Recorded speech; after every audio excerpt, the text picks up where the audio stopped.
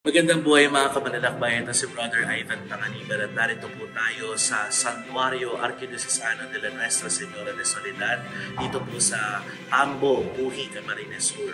So ito po ay nagsimula bilang isa sa mga bisita ng parokya po ng San Francisco de Assis dito sa sentro. Nag-iisang parokya na po noong 1994. Isa po doon sa tatlo po na imahe po na galing po sa punong kalpe kasama ni San Antonio at sa hapon ng Mesa Señor de San Jose. Sa pagpunta po ng birhen na ito dito, nagkaroon po ng malawak po na debosyon ang mga tao sa birhen na ito. Kaya po noong 2023, noong December 8, inawaran po ito ni Archbishop Rolando Triatirona ng Episcopal Coronation at ang simbahan naman po na ito ay naitatag bilang isang archdiocesan shrine. Kaya po tara po, pumunta po tayo sa napakagandang lugar na pilgrimage na ito sa Santuario ng Nuestra Señora de Soledad.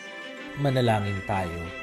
O kabanal-banalan at nahahapis na Birhen ng Soledad, ikaw na nagbantay sa may paanan ng krus at nakamasid sa paghihingalo ng iyong anak. Ikaw na nag-iisa at nangungulila samantalang buong pagmamahal kang nakatunghay sa koronang tinig at mga pako ni Kristo. Ihandog mo ay sinasamo namin ang aming mga kahilingan kay Yesu Kristo, alang-alang sa mga kapakinabangan ng kanyang banal na pagpapakasakit, kalakip ang iyong mga hapis sa paanan ng krus. Nihiling namin ito sa ngalan ni Jesus na aming Panginoon. Amen.